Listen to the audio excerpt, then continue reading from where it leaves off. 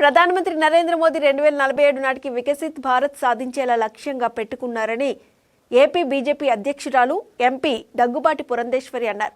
విజయవాడలో BJP SC Morcha రాష్ట్ర కార్యవర్గ సమావేశం జరిగింది. ఈ కార్యక్రమంలో దగ్గుబాటి పురంధేశ్వరి, పాతూరి నాగభూషణం, దేవానంద్ తదితరులు పాల్గొన్నారు. ఈ సందర్భంగా పురంధేశ్వరి మాట్లాడుతూ ప్రపంచంలోని అన్ని రంగాల్లో అభివృద్ధిలో ముందు ఉండాలని, వాటి ద్వారా వచ్చే ఫలితాలను సమాజంలో అన్ని వర్గాల వారికి అందించడమే ప్రధాన ఉద్దేశమని, అందరికీ సంక్షేమం, దేశం అభివృద్ధి సాధించడమే వికసిత్ భారత్ లక్ష్యమని ఆమె అన్నారు. రైతులు, యువత, మహిళలను అభివృద్ధి పదంలో నడపాలని, యువతకు వివిధ రూపాల్లో ఉద్యోగం, ఉపాధి అవకాశాలు కల్పిస్తున్నారని, బ్యాంకుల ద్వారా రుణాలు ఇప్పించి వారి కాళ్లపై వారు నిలబడేలా చేయూతనిస్తున్నారని పురంధేశ్వరి పేర్కొన్నారు. మహిళల అభ్యున్నతి కోసం అనేక పథకాలు అమలు చేస్తున్నారన్నారు. స్వయం సహాయక సంఘాల ద్వారా వ్యాపారాలు పెట్టుకునే అవకాశం కల్పించారని, డ్రోన్లు కొనుగోలుకు 10 లక్షలు ఉంటే అందులో 8 లక్షలు ప్రభుత్వం ఇస్తుందని, 2 లక్షలతో వ్యవసాయానికి ఈ డ్రోన్లు వాడుకోవచ్చని ఆమె అన్నారు.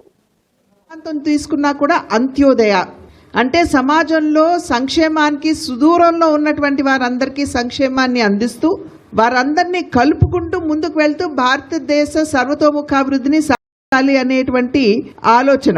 ఇవాళ ఎస్సీ కులాల్లో ఉన్నటువంటి వారికి కూడా చాలా న్యాయం జరిగినటువంటి విషయం మనం గుర్తించాలి.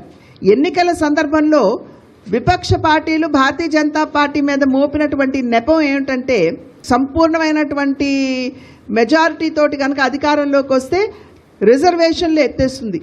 బాబాసాహెబ్ అంబేద్కర్ గారంటే అసలు గౌరవం లేదు అనేటువంటి ఒక విష ప్రచారాన్ని ఎన్నికల సందర్భంలో విపక్ష పార్టీలు సమర్థవంతంగా ప్రజల వద్దకు తీసుకుని వెళ్ళాయి. అదేవిధంగా దళిత సమ్మేళనాలు ఇప్పుడు రాష్ట్ర వ్యాప్తంగా కూడా దీన్ని నిర్వహించుకుంటాము. దీని మాధ్యమంగా ఈ విషయాలన్నీ కూడా ప్రజల వద్దకు తీసుకెళ్ళటానికి మా వంతు కృషి ఎస్సీ మోర్చా తరఫున చేయటం జరుగుతుందని చెప్పి